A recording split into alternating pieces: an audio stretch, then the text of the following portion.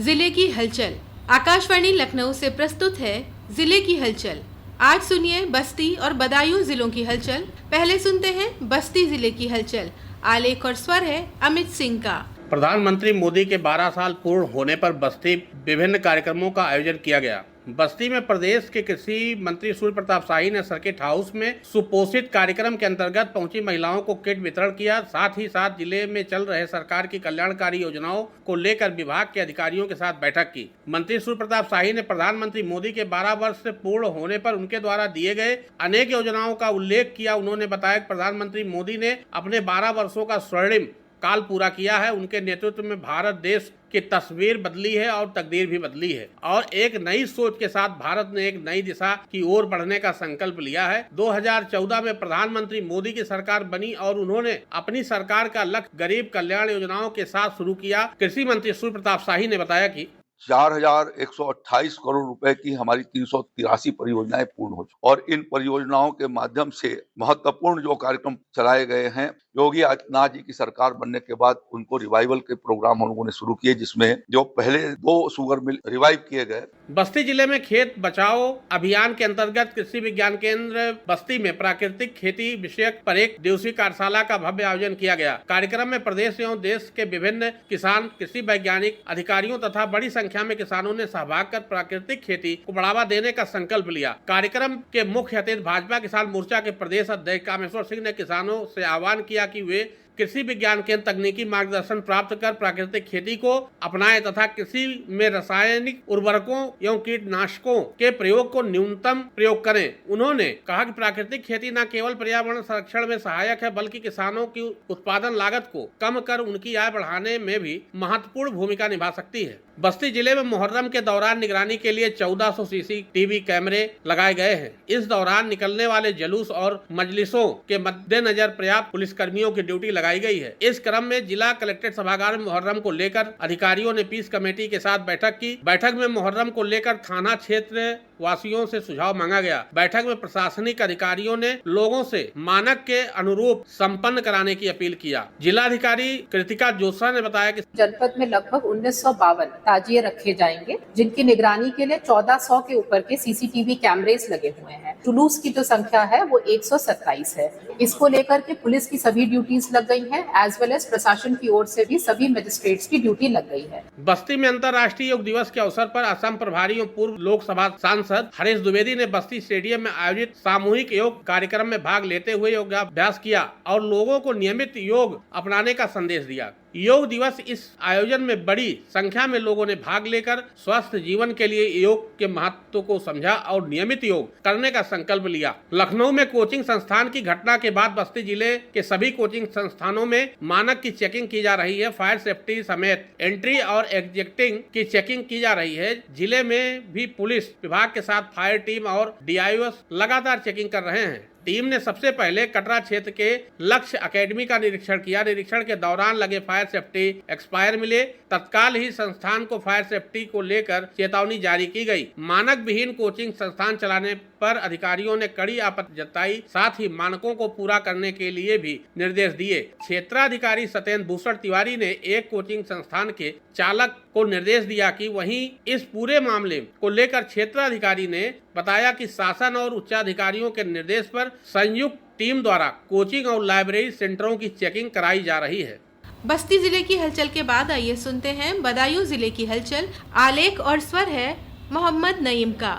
केंद्र सरकार के 12 वर्ष पूर्ण होने के अवसर पर केंद्र और प्रदेश सरकार की जन कल्याणकारी योजनाओं, कार्यक्रमों और उपलब्धियों पर आधारित बदायूं के डायट परिसर में आयोजित 4 दिवसीय प्रदर्शन के अंतिम दिन बड़ी संख्या में लोगों ने पहुंचकर विभिन्न योजनाओं की जानकारी प्राप्त की। जनप्रतिनिधियों, विभिन्न योजनाओं के लाभार्थियों आदि ने सेल्फी पॉइंट पर तस्वीरें लेकर पलों को यादगार बनाया।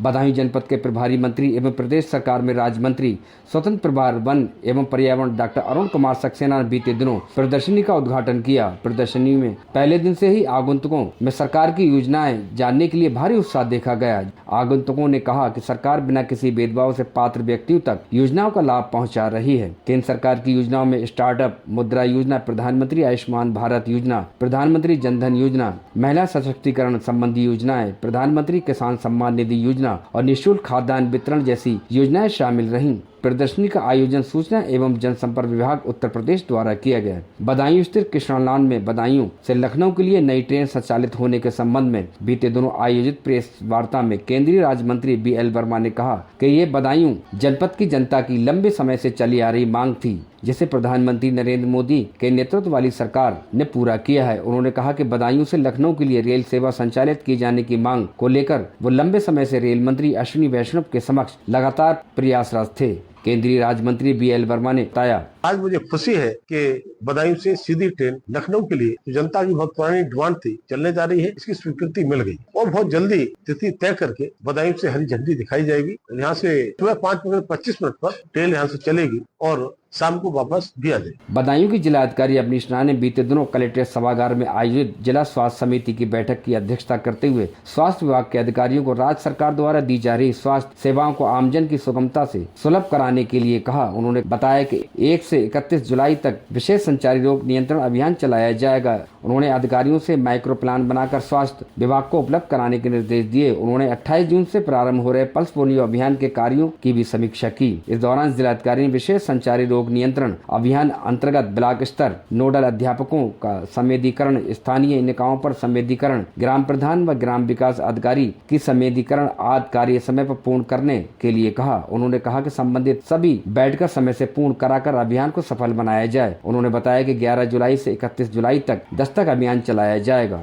जिलाधिकारी ने 28 जून 2026 से पल्स पोलियो दिवस पर सभी प्राथमिक विद्यालय खोले जाने के लिए बेसिक शिक्षा अधिकारी व जिला पंचायत राज अधिकारी को पल्स पोलियो दिवस के दिन बूथ का उद्घाटन संबंधित ग्राम प्रधान से करवाने को निर्देशित किया। बदायूं बीते दिन राष्ट्रीय नीति 2020 के अंतर्गत सतत शिक्षण पद्धति एवं कार्यप्रणाली विषय पर एक फैकल्टी इंडक्शन प्रोग्राम का आयोजन किया गया। कार्यक्रम में मुख्य संसाधन व्यक्तियों के रूप में प्रोफेसर साजिद जमाल और डॉक्टर अहमद मुस्तफा सिद्दीकी, जो अलीगढ़ मुस्लिम विश्वविद्यालय अध्यापन कार्य से जुड़े हैं, ने शिक्षकों को नवीन शिक्षण विधियों, छात्र केंद्रित शिक्षा, नवाचार और राष्ट्रीय शिक्षा नीति 2020 के प्रभावी क्रियान्वयन के संबंध में महत्वपूर्ण जानकारी प्रदान की। योगा फॉर हेल्दी एजिंग, स्वस्थ आयु के लिए योग थीम पर आधारित 12वें अंतर्राष्ट्रीय योग दिवस पर पुलिस परेड ग्राउंड में आयोजित कार्यक्रम के दौरान मुख्य अतिथि व जनपद के प्रभारी मंत्री डॉक्टर अरुण कुमार सक्सेना ने कहा कि योग हमें फिट रखता है और जो फिट है वही हिट है। इस अवसर पर सदर विधायक महेश चंद्र गुप्ता, भाजपा जिला अध्यक्ष राजीव कुमार गुप्ता, MLC प्रतिनिधि शारदेंदु पाठक, नोडल अधिकारी व राज्य आयुक्त GST नितिन बंसल, जिला अधिकारी अवनीश राय सहित अन्य अधिकारी व आमजन आदि मौजूद रहे। योग दिवस पर योग प्रशिक्षकों ने सभी को योग करवाया। जनपद के प्रभारी मंत्री व प्रदेश सरकार के राज्य मंत्री स्वतंत्र प्रभार वन एवं पर्यावरण डॉक्टर अरुण कुमार सक्सेना ने कहा कि देश के प्रधानमंत्री ने कोरोना काल में कोरोना वैक्सीन से देश के लोगों की हिफाजत की। हम आज इस योग दिवस पर अपने प्रधानमंत्री मोदी जी के दीर्घायु की कामना करते हैं। ये योगा को इतना ज्यादा पॉपुलर हिंदुस्तान में करने में उनका बहुत बड़ा योगदान है। उन्होंने न केवल हिंदुस्तान में बल्कि पूरी दुनिया को योग का लाभ बताया।